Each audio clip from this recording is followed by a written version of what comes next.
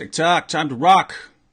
Good evening and good morning and good afternoon to everyone who's joining us from all around the world. I'm your friendly neighborhood philosopher, David Wood, and with me is Karen Cross, who is the political director for National Right to Life. We usually chat for a few minutes here at the beginning while people join in because they'll be coming from Facebook or Twitter. Joining us in the chat. So why don't you start off, Karen, by telling us what your organization does and why you do it? Great. Okay. National Right to Life is an organization made up of 50 state affiliates. So we have state affiliates all over the country, and we have kind of a three-pronged approach to this issue of abortion and actually life from conception through natural death. But education, legislation, and political action. So we need to educate ourselves, educate the public, educate the media, educate our legislators.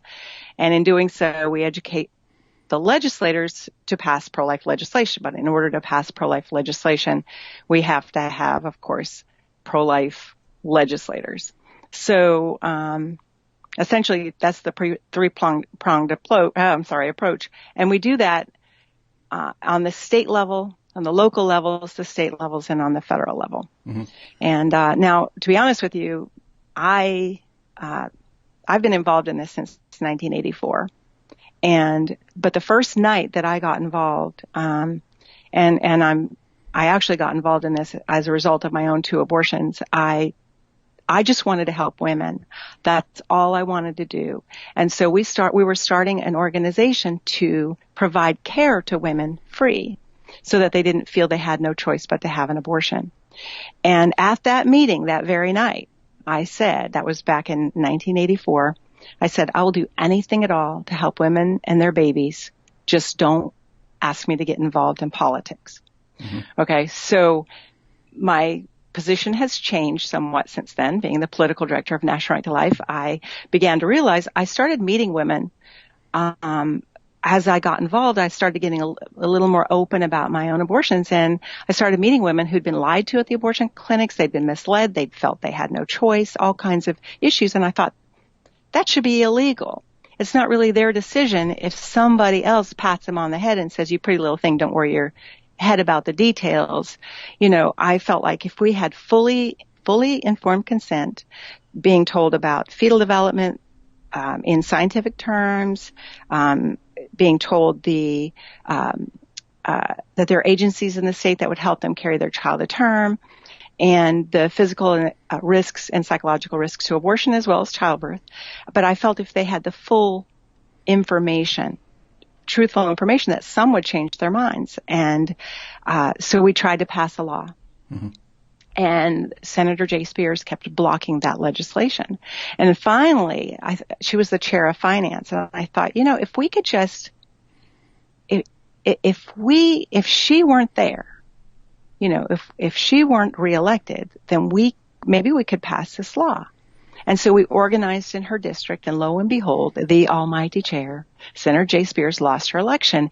And I've been in love with politics ever since, because we were able to go on, pass the legislation, and the first year that data was available after that we could measure, the pregnancy rate stayed the same, but there were hundreds fewer abortions. So what I believed to be true did turn out to be true.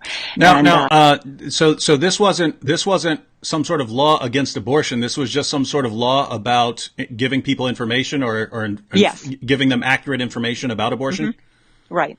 Okay. Yes. So what you're saying is that just by being active politically in that situation where the government was required to give people more information so that they make an informed decision that actually had a statistical impact on abortions. Absolutely. Okay. Yes. Interesting. Yes. In fact, just by virtue of passing any pro-life legislation, lives are saved. The process of passing it, the educational value that comes, for instance, the partial birth abortion ban, when we passed that back in, it's been 10 years or so now, 13 maybe.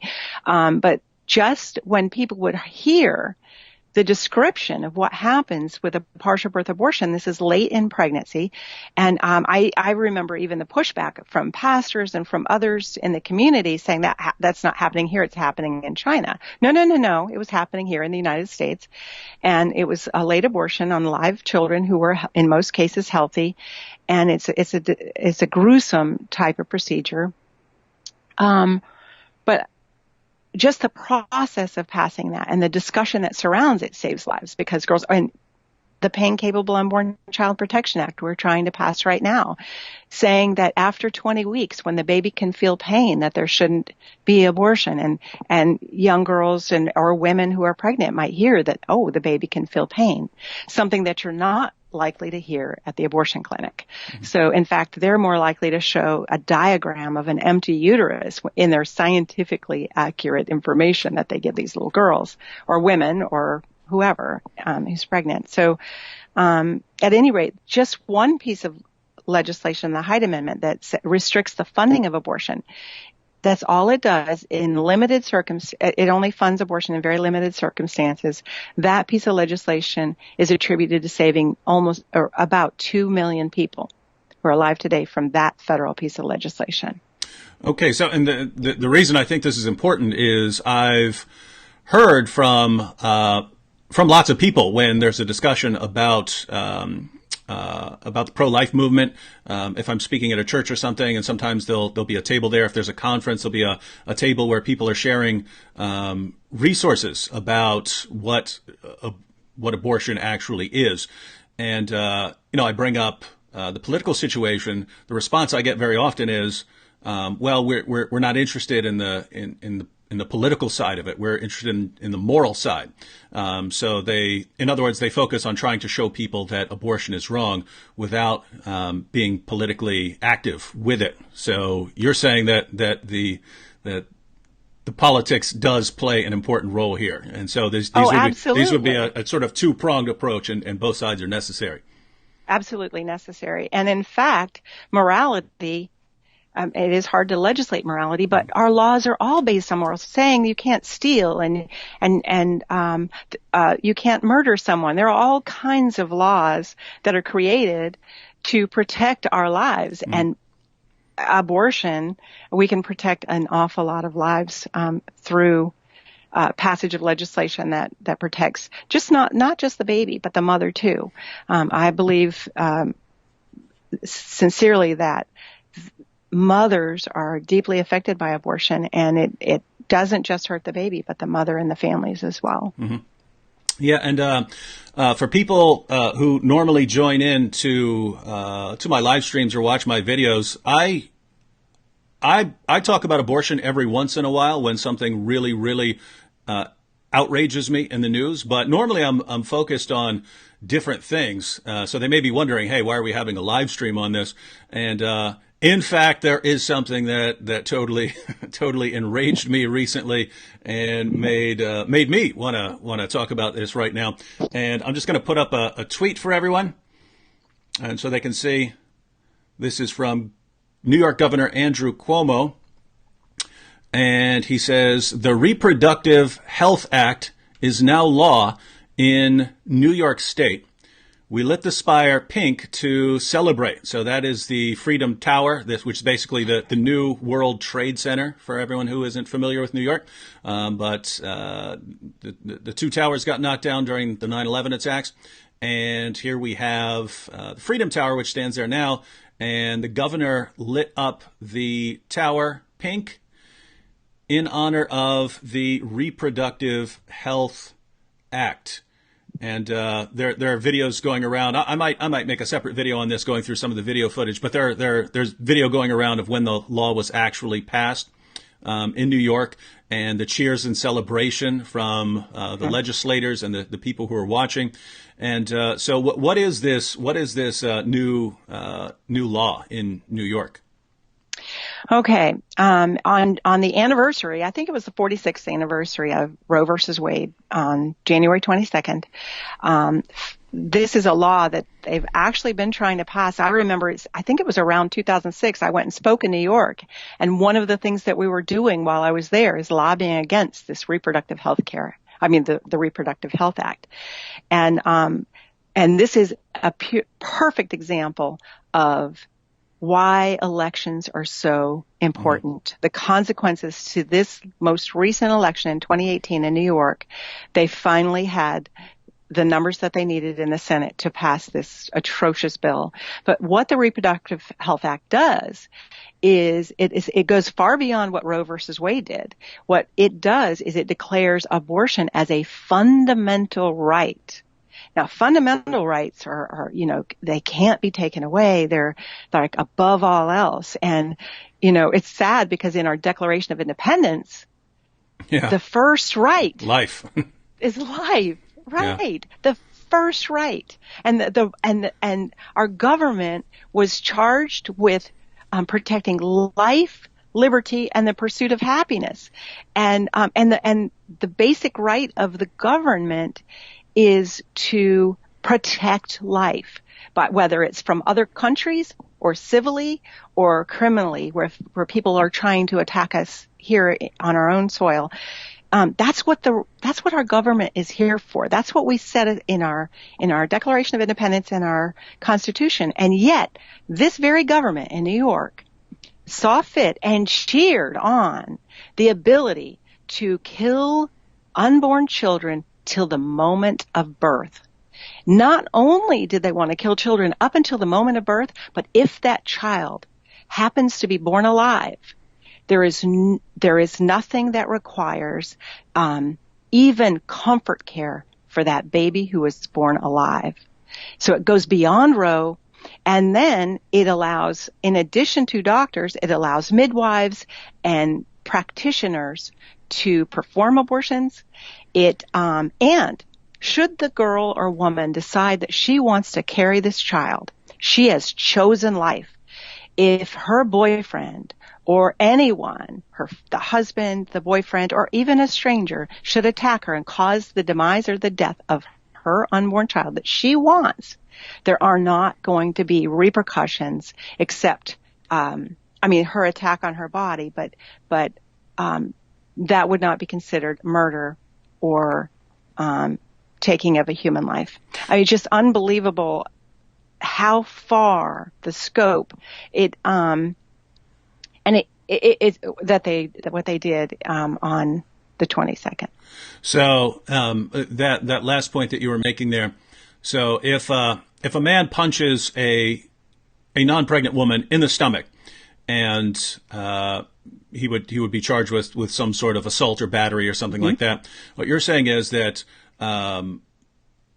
before this law, in various places and still in various places in the country, if a man punches a pregnant woman in the stomach and causes the death of her baby, that would be some additional charge apart from the damage to her. It would be some sort of additional charge with respect to the baby.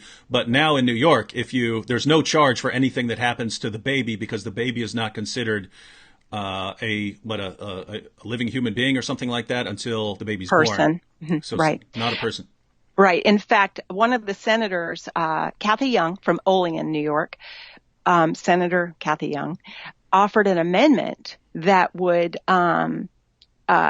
make it a Class D felony for knowingly assaulting a pregnant woman. Mm-hmm. And it was struck down, and I think it was on party lines. It was voted down on party lines, at any rate, with the Republicans voting to protect women who were pregnant, because this puts women who are pregnant and want this baby at risk.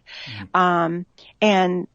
Now there's a federal law that says it's an Unborn Victims of Violence Act. If she's in New York on federal land, she would be protected. But other than that, mm-hmm. in New York, she is not protected. That if he can punch her in the stomach, now he can get in trouble for assault to her. But if the baby dies or has injury, they did not want that to be considered whatever a Class D felony is. Now, guys, I just want to put this to the people in the chat over here. Guys, doesn't it somehow seem morally obvious that yes, it's bad, and you're a total scumbag if you punch a woman in the chest? or in the stomach or in her face or wherever. But if you punch a pregnant woman in the chest or in the stomach or in the face and cause damage to her baby, that should be something that should be in a different category, in a new category, that there should be some additional ramifications for something like that, and that politicians who say no, there should be no difference because we're not considering the baby at all. Don't you think that somehow their moral compass has gone out of whack here? Let me know what you think over there in the chat. So we have a couple of things. So you've pointed out that the way this is being proclaimed by the politicians who put this out and by the supporters is that it's simply enforcing Roe versus Wade in the state of New York so that it can't be touched if there are changes in the federal government. So you've pointed out that's simply false. They're going way beyond Roe versus Wade here. Absolutely. For instance, Roe v. Wade allowed for Unborn Victims of Violence Act. They allowed for parents' right to know laws, informed consent laws, restricting funding of abortion. They allowed, there are a lot of restrictions that are allowed. For instance, the Partial Birth Abortion Ban Act, and in many states have laws to protect babies. It's called a Pain-Capable Unborn Child Protection Act. Protecting babies, and I actually have some models here with me. We're talking about now in New York, this baby's about 30 weeks into the pregnancy. I don't know if you can see this or not. I'll hold him or her right here. Mm-hmm. But this is about 30 weeks. So they're talking about even beyond this into 40 weeks, all 40 weeks of pregnancy. From this point on, this is about 20 weeks into the pregnancy, the baby can feel pain. There is medical, scientific evidence that the babies can feel pain. Anybody, and I know people who have had babies who are born not many weeks after this and survived. And if you were to poke that baby with a pin, the baby will jerk away and cry out because it hurts the baby. The babies can feel pain. And, but those kinds of laws are allowed under Roe. They've been upheld by our Supreme Court. Or I don't know about pain capable, but they are in existence around the country. And the state of New York felt they had a law that after 24 weeks, that's where we were prior to the 22nd. Up until 24 weeks, you could have an abortion in New York. Now it goes beyond. And one of the things I just want to show you, and some people will argue, well, this is only for health of the mother or for the life of the mother, because you'll see those words in the language of the bill. But what they're not taking into consideration, the lawmakers know this, but some people may not understand what Roe v. Wade and Doe v. Bolton did back in 1973. Well, what Roe v. Wade and Doe v. Bolton did on January 22nd, 1973, Roe v. Wade divided up the pregnancy into trimesters and gave different rules for each trimester. So they said that in the first trimester, a woman could have an abortion for any reason, and the states couldn't determine where those were held. They were done. In the second 3 months trimester, that a woman could have an abortion still for any reason, but the states could start determining where those abortions, they could pass laws as to where it was done and by whom and so on. And then in the third trimester, they said a woman could have an abortion only for reasons of health. So a lot of people, even today, think that abortion is only legal throughout the first 3 months, which is not true. That's not what Roe versus Wade did, because there was a companion decision handed down that day called Doe v. Bolton. And what Doe v. Bolton did was defined health so broadly to include all factors: physical, psychological, emotional, familial, and age, anything relevant to the well-being of the mother. So it was so broadly defined, which is why many states began to pass laws saying only up until 24 weeks or 20 weeks and so on. And then after that, it was never illegal, even prior to Roe v. Wade, for a woman to have an abortion to save her life. That was never a problem. She could, um, it's, it's rare that a woman, especially late in pregnancy, in fact, late in pregnancy, I've talked to OB-GYNs who have been doing this for decades. I know some, and they say there is no reason to kill an unborn child because a woman late in pregnancy to save her life. You don't have to kill the baby. You can try to deliver the baby quickly, and maybe the baby won't survive, but you do not have to kill that child to save her life. Yeah, everyone, you need to understand that point, because I saw numerous OB-GYNs also comment on that because we're saying this because this is being touted as one of the benefits of this new law, is that, in cases where a woman requires a late-term abortion for medical reasons to save her life, well, now the politicians are jumping in there to save her life.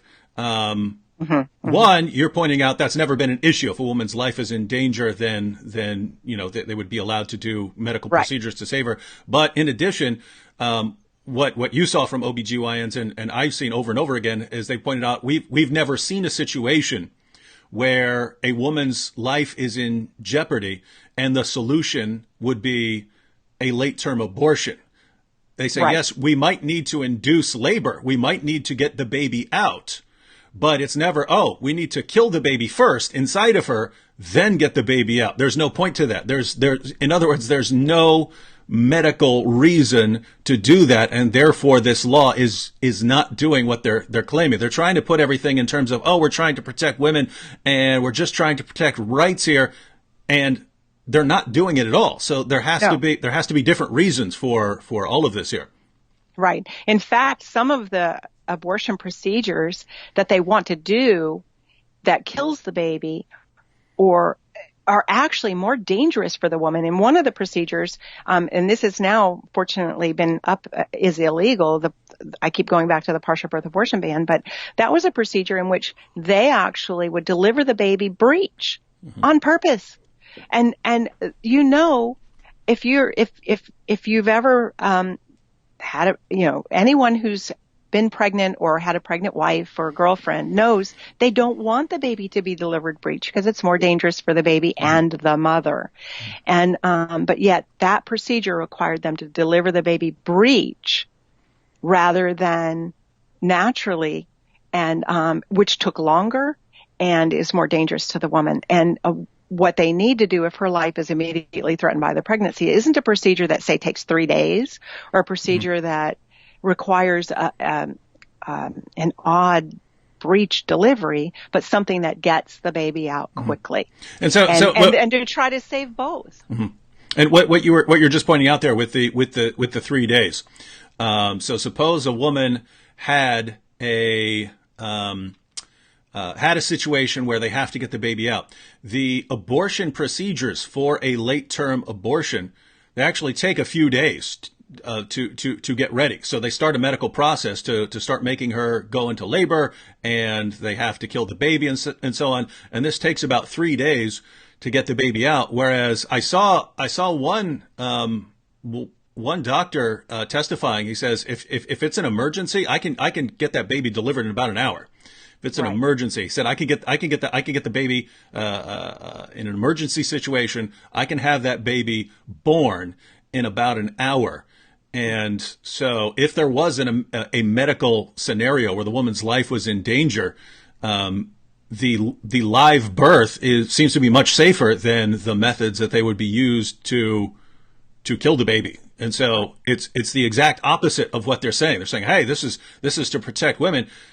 This not protecting women at all. This would be a more dangerous course for a woman who's actually having some sort of medical complications. This would be a more dangerous way to go about it. And yet it's being put forward to sell it to the public as this is something that we're trying to protect women here. Right. Yeah. And it's sad. And that's not even, so that we're talking about some of the physical complications, but then there are also psychological complications to abortion, that a woman, she's in a stressful situation, especially young girls. I remember a young girl, I didn't know her as a young girl, but I met her as a woman. But when she was 16 years old, she was 18 weeks pregnant, 18 weeks. So about this size. Before the abortion, they were going to do a saline abortion for her. And what that requires is, they inject a high-powered salt, they withdraw some amniotic fluid and inject a high-powered salt solution. And then the baby is, of course, kicking and breathing and swimming. But now he's swallowing the salt solution, and it burns the baby and also poisons the baby. And at some point, the baby she has to still go through delivery and labor. But she asked them, is it a baby? Now, that's a legitimate question. And they told her it's like tissue, like that of liver. Okay. Now, if your liver looks like this, then we're in trouble. Okay. Mm-hmm. So she made a decision based on something that wasn't even true. And sometime later, she saw a picture on the cover of Newsweek magazine, an unborn child at 16 weeks with fingers and toes and arms and legs, because they can't protect her from the truth forever. And she was devastated. Years later, she sent away for her medical records, and contained in those medical records was a death certificate for a baby girl. This happened in Pittsburgh. She had a death certificate for a baby girl who had been cremated. So, this is atrocious that we would lie to women, have them go through. Now, some people, I think, oh, it's for the better good, that somehow this baby's life would have been. But, there are a lot of people who are born in poverty and have wonderful lives. We can't determine at birth how that child, or even pre-birth, what kind of life this child is going to have. Some of us may have had parents who may have been discarded, who not cared for. They may have been in an orphanage, but they're still valuable. Every one of us, I believe, has an intrinsic value and worth, a fundamental right to life. And yet, there are people who I think I don't want to say it's a bigoted point of view, but they have this point of view that you can't be happy and be poor. Or, I grew up, my dad was in the military, okay? We didn't have a lot. I don't know that we were poor, but Mom had to really scrimp to feed us, but I didn't know that. I was a happy kid. I was happy. And so it's not based on who we are and what our value is, shouldn't be based on how many things we have. Yeah, that's some ridiculous reasoning there, because my mom got pregnant with me when she was 15 years old, never graduated high school, grew up in a West Virginia trailer park. And so, so imagine it would be very easy to say, well, she should have aborted you to save you this life of suffering and stuff. And what are you talking about? Don't abort me. Yeah, no kidding. I like my life. I like my life. And I look back on, I look back on things growing up in a West Virginia trailer park, and I'm glad, I'm glad that helped shape my character along the way, make me not so attached to material things and so on. And so the idea that, this 15-year-old pregnant girl is going to really have to struggle, well, that there are worse things in the world than, needing to struggle for a while in order to take care of another human being. Yeah. And then I know, I had a similar situation, except that what I did the summer before my senior year in high school, I was pregnant, and I didn't look into other options. It was like I went to my mom, who, I had a life ahead of me. I was in honors classes, and we were looking at it as more like getting a tooth pulled. It was legal. So some people equate legality with being okay or right. And, so she took me to that abortion. Like I said, we didn't think about it, and we didn't talk about it afterward. But within 3 months, I was pregnant again. And this time I hid the pregnancy. Now, and until the day I felt her kick. And then God bless my mom, she's a helper. She helped me schedule a wedding. So, but the only difference, here I am, a high school senior. The only difference between the two pregnancies was my determination to give life to this child.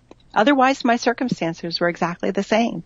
And yet, I will never regret giving life to that girl. And she's the mother of my grandson. Mm-hmm. And and it's so funny because I did have another abortion, and it's too much to go into now, but I felt I had no choice that time with the second abortion. I was a single mother of a little girl, and I really felt, for a lot of reasons, and I was a Christian, and people need to understand that even little Christian girls make mistakes. And at any rate, part of the reason I had that abortion was to hide the pregnancy from my church, from my pastor, from my Bible study, and afraid I'd lose my job. At any rate, it was years later, and it's meant different things all through my life, but as I grew older, and when I held my grandson for the first time, looking in these little blue eyes, got a little tuft of blonde hair up there, and I realized I didn't abort 2 children.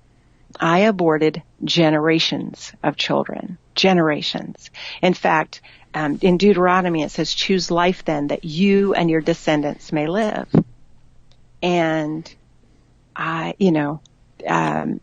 it became very, very real to me. And in fact, I'll tell you, it's another story. I'll try to be quick with it, but my Norwegian great-grandmother was a pregnant teenage girl in a foreign land, and scared, back then the father of the baby has sailed away on a boat. Back then you couldn't text somebody and say, cause 105 years ago, so she couldn't text him and say, hey, guess what, So here she is in Brooklyn, New York, and giving birth to a child out of wedlock in this foreign land, scared. And fortunately, that was 105 years ago and not now. Because in New York now, they would have pressured this little scared immigrant to abort this child. And then my grandmother, my mother, my aunts, my uncles, my cousins, my sister, my brother, my nieces and nephews, and my children, and my grandson, none of us could have existed from that one decision to choose life or death. And then, it's just amazing that in that city, in that state, so much life came from her decision. And, but I could have been a statistic. My mom, all of those, when we go to see family, all of us could have been simple statistics.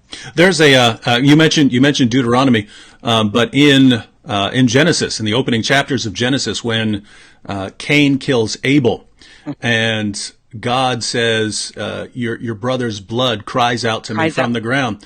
The Jewish commentators who've pointed out that it doesn't actually say blood.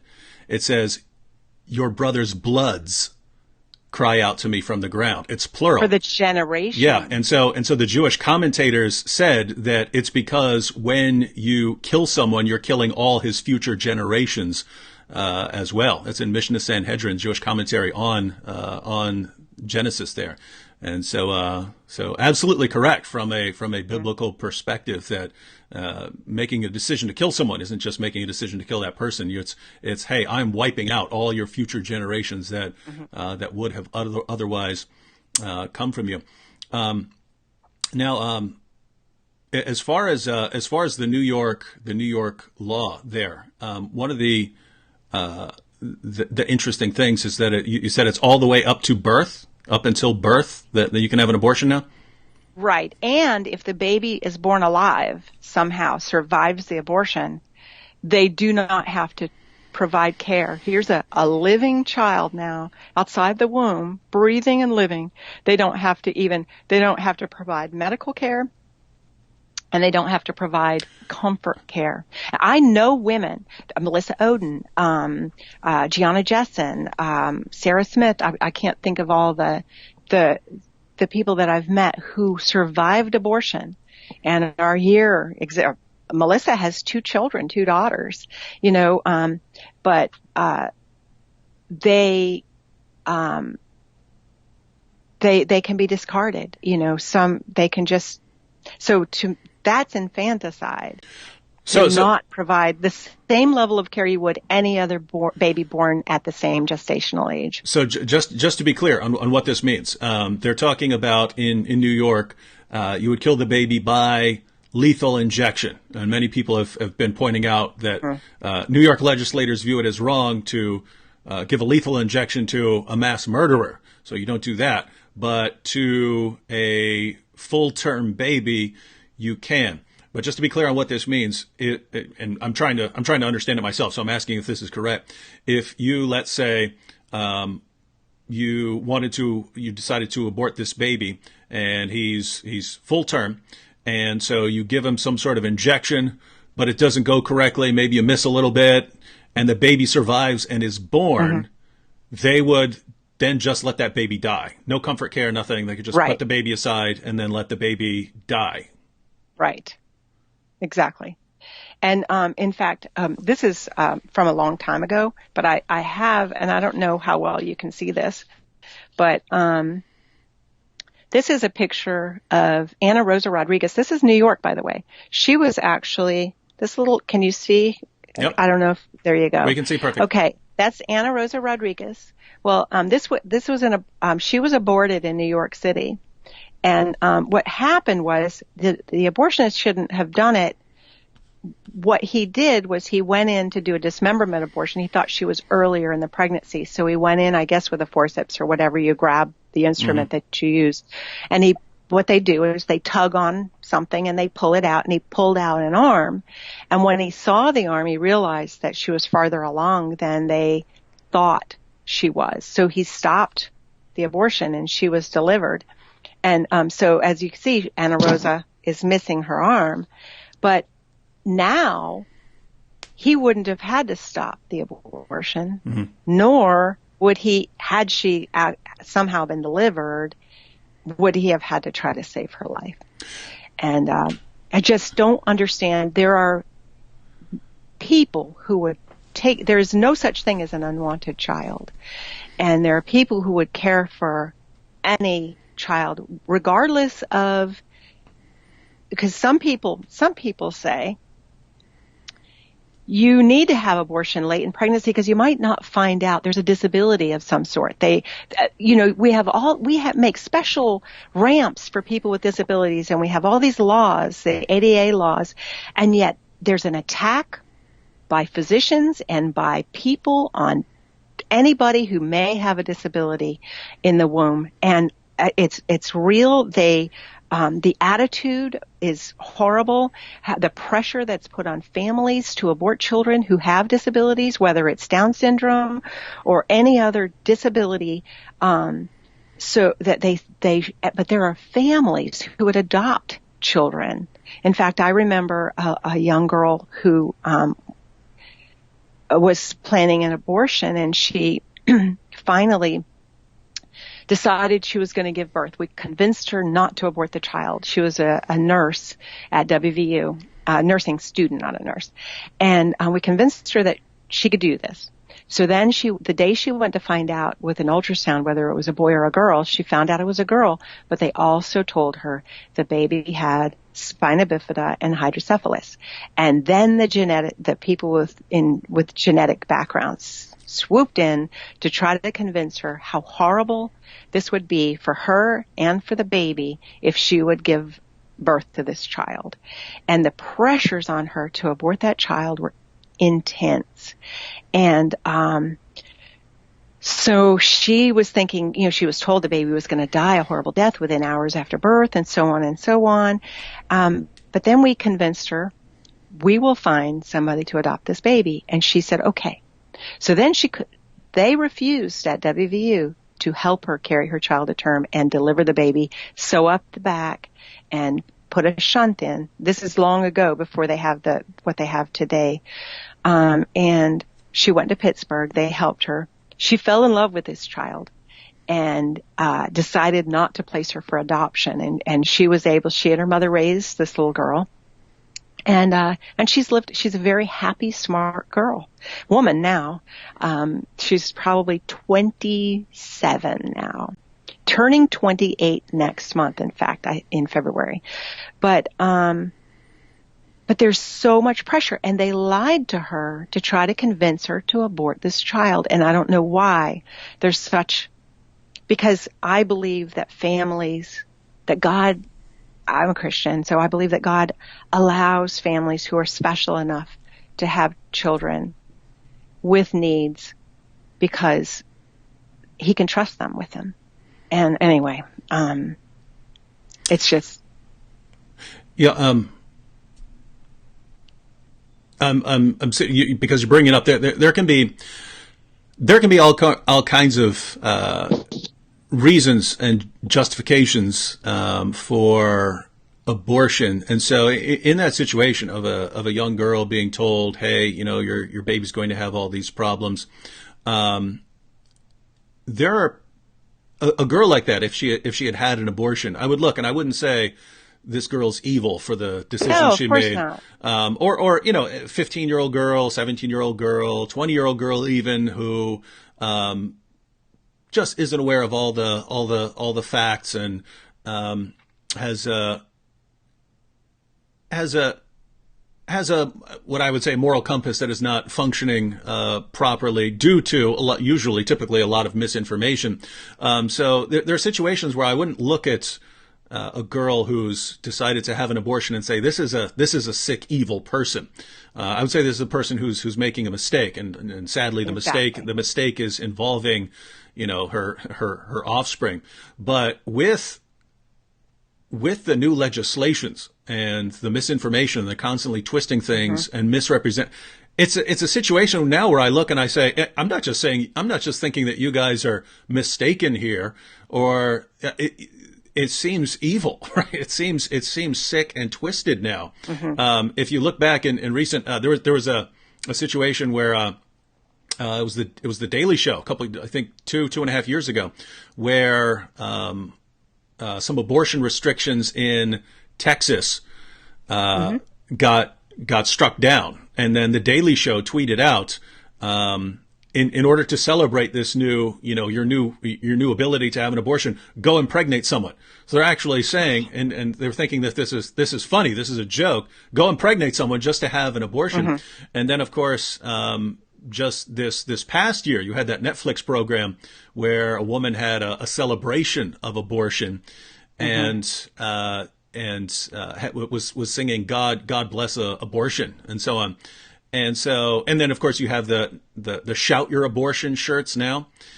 And so the situation is a lot of Democrats in over the past couple of decades have said things along the lines of, yes, we are defending a woman's right to choose, but we are at least acknowledging that this is bad, that this is a regrettable situation. And so they were basically saying we want abortions to be legal, safe, and rare, right? So they wanted, that was the mantra for a while. Legal, safe, so you wanted the best care, and rare. And so I would look at them and I would say, well, no, I don't think you should be having abortions, but at least you're acknowledging that it's not a good thing, that aborting a baby is not a good thing. Whereas with the shout abortion and God bless abortion and hey, there's a new rule, go out and impregnate someone so they can have an abortion, it's becoming a celebration of killing babies. And like, the cooler you are, the more you praise having abortion. And this is the situation where, I mean, it seems like people are getting just sicker and sicker and sicker, and to where it's where it's not someone saying, on the one hand we have to think about women, and on the other hand we have to think about the babies, and well, I'm weighing this and I'm coming down in favor of a woman's right to choose more so than the baby. But I understand that aborting the baby is Right. a problem. I'm just coming down on this side, and we would disagree Mm-hmm. with the decision. But now it's more like, ha ha ha, you baby, we can't wait to abort you. It's so fun. Yeah, And it's such a great thing, and I know that I think most women or girls who feel pressure to have an abortion do so, and it is painful to them. Unfortunately, the legislators themselves aren't acknowledging this horrendous, and actually what they're doing is putting more women in a position where they are forced to make a decision they don't want because they're they're legalizing it throughout pregnancy instead of saying, you know what, you're a woman and you shouldn't have to abort your child to succeed in life. You shouldn't have to, your child shouldn't have to die so that you can live a better life. I wouldn't trade my life. It wasn't easy being a young teenage mom. It wasn't, but I would never trade what I had and what I have with her, for, for any successes I may have.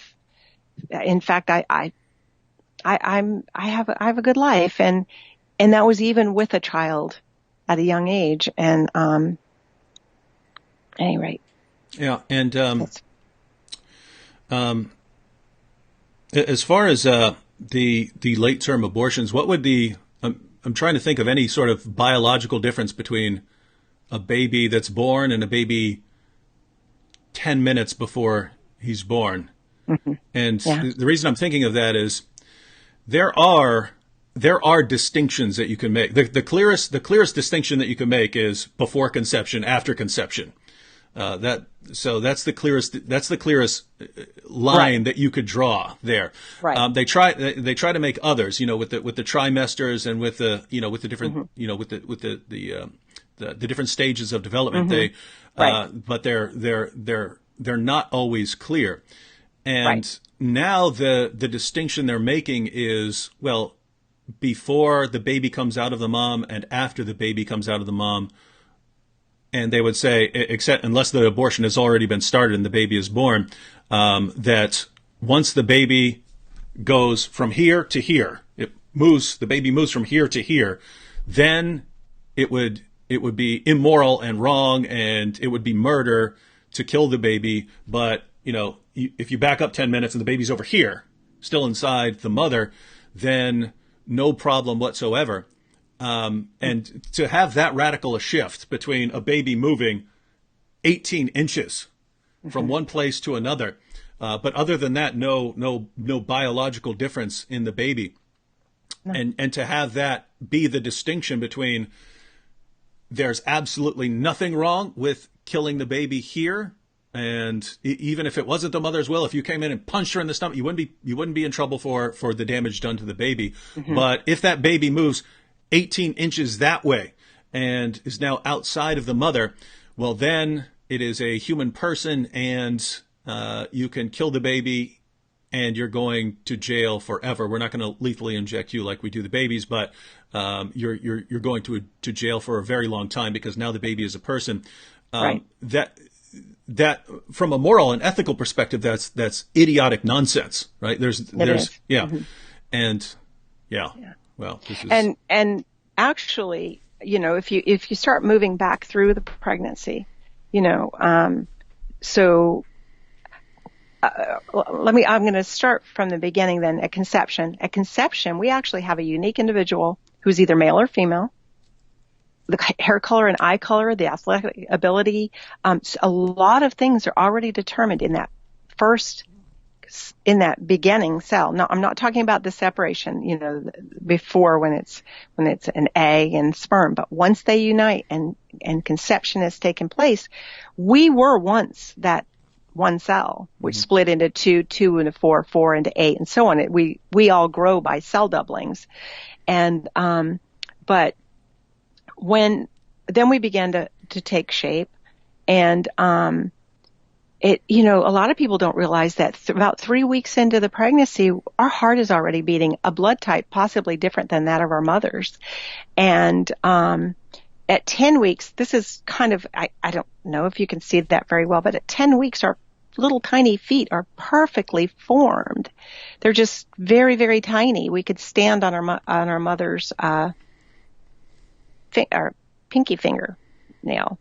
And, but by about this age, this is when most of the abortions take place, is up until about this age. About 90% of abortions take place then. But at that point, we have brain waves. We have, all organ systems are actually present and functioning. They even have tiny little liquid bowel movements. And I swim around with a natural swimmer's stroke. It's unbelievable now, of course, with ultrasound, people can see this now. Decades ago, we didn't have the advantage of ultrasound, but now most people have that window to the womb, and we can actually see our children in there swimming, which is why ultrasound laws are so effective, because they can't lie to the women about what this product of conception is. They can actually see, if they are allowed to see the unborn child, they can see a tiny little baby with fingers and toes and heart beating and moving his mouth and his head and just doing what little babies do, hidden away in the womb. Let's we have a few minutes left. Let's take a few comments here, because they actually allow us to expand on a few things here.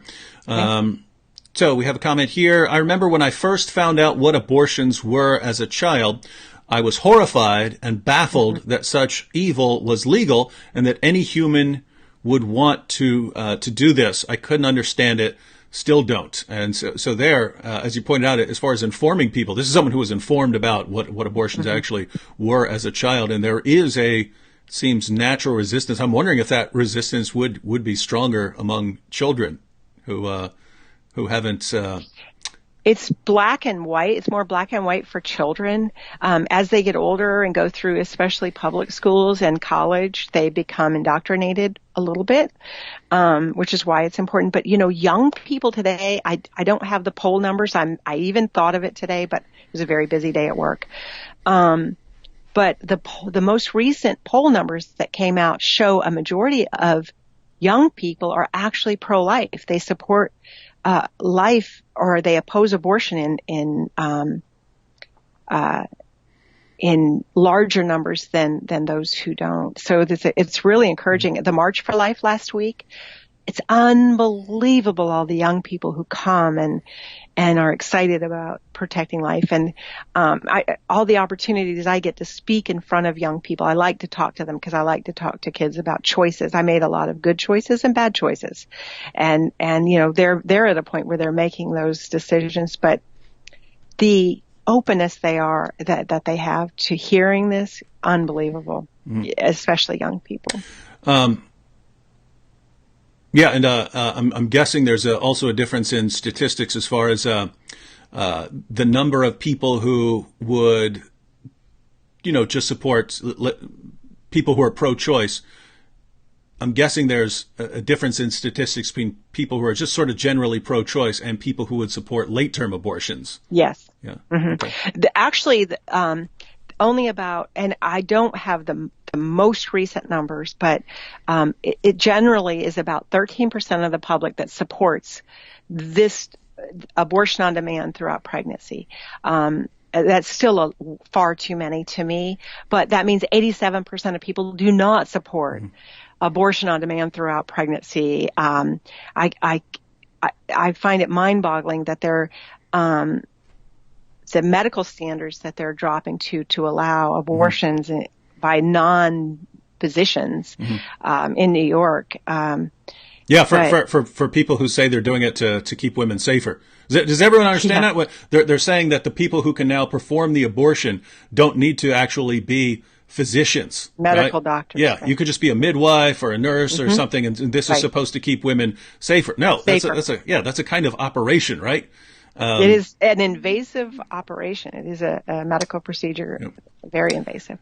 Good one here.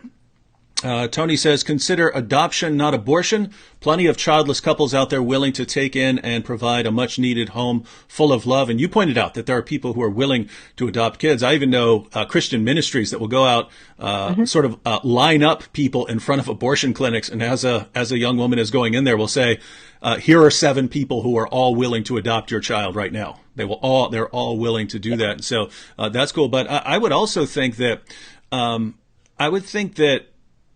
because, we're both Christians here, and I'm guessing most of the people over in the chat are Christians as well, that it needs to become more common knowledge in the church, and even needs to be announced like regularly by pastors and so on. Hey, you young girls, we want you to grow up and get married and have kids and be fruitful and multiply.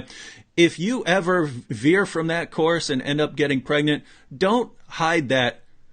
Don't hide that from us, right? And definitely don't go get an abortion to try and cover it up or to hide your shame. What we would want you to do is tell us. No one's going to condemn you here. We love you. We've all made mistakes, and just so you know, your church is going to be here to help you through this, to help that child, and that child is gonna grow up with a big, loving church family. I would hope that churches would do that. Here's one that is, this would be good for you, and this would be a sort of a good way to close out here. This is from Lynn Amber. She says, is there anything someone outside of New York can do to get this overturned other than pray? So the question here is, we've just seen some horrifying developments. It doesn't seem like these are the end of the horrifying developments. It seems like this is a trend that people are turning in a new, more horrifying direction. And what do we do other than pray? And you're the perfect person to ask about this. Thank you. Okay. And we have such a short amount of time. I know I just saw today that in New Mexico, they're looking to pass something similar to this, and they have both houses, and now they have the governor's office. So it could happen there too, and it could happen in other states. So what praying does help, and there are other things to do, but to say it in a short period of time is difficult. If they want more information, they can follow us on Twitter. It's at NRLC. I will just so everyone knows, I will put after we close out, I will put all the links that she wants to share. Thank you. Yeah, I'll put all the links that you want me to share in the description box and in the comment section. Okay, because what happens in New York, what happens in New Mexico, what happens around the country affects all of us, but there are things that all of us that we can all do, and as far as this is concerned, right now, I know they're trying to get. For instance, we need to pay really close attention to elections, because nothing can be done that I know of unless it can be challenged in court, that it somehow, and I haven't talked to attorneys yet. This has been very, very new development, and so I haven't had an opportunity to talk to the attorneys in the office to see if this can be challenged in court. If so, that's very expensive and it requires a lot. But it goes so far beyond Roe. But if they say it's based on the state constitution, it may have to be challenged there. But it all depends on the courts in New York as well, on the state court level, and just try to be informed. I'm glad that people are listening. Be informed, and in your own ground, try to make sure that your own legislators. We lost a lot of good people this last election, and we cannot rest easy and allow the other side, the people who are pro-abortion, who may not say they are. They run. I don't know if you've heard of Emily's List. But Emily's List is an organization that supports only Democrat women who support abortion on demand for any reason and taxpayer funding of abortion. A lot of the people who won were women winning even in conservative districts like in Oklahoma and Georgia and around the country in places. And but they ran on things like providing child care to women. But their ultimate goal was for abortion on demand and taxpayer funding of abortion. And that's, we're going to see a push that way. Also, in the federal level, there's a bill very similar to this Reproductive Health Act being offered in the Congress, in the House. And fortunately, we have a stopgap in the Senate and a president.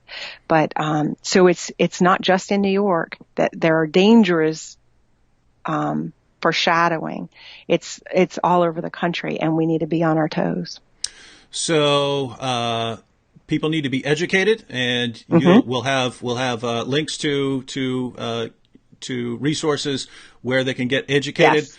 But then even people who are outside of New York right now can be educating themselves and educating others. And cutting through the misinformation, because as you've pointed out, once people actually understand what's going on, the vast majority of people do not support it.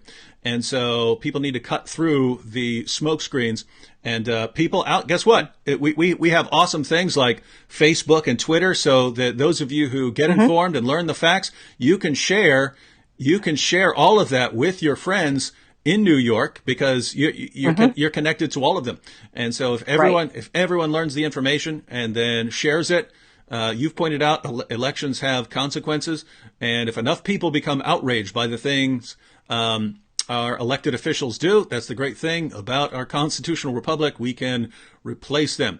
And the other thing is, even people outside of New York who have their own legislators in their own areas can let it be known to their legislators, don't go that route, or we're not going to put you in any sort of power over us. Yep. Absolutely. All right. Well, thank you, Karen Cross, for joining us. And in case of future developments where other places make similar laws, we hope to have you back to keep us up to date on the latest trends. I'd love to join you. All right. Thanks, everyone, for joining in. I'll be back in about an hour with Anthony talking about some completely different topics.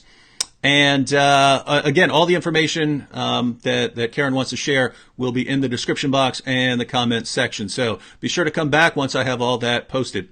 God bless everyone.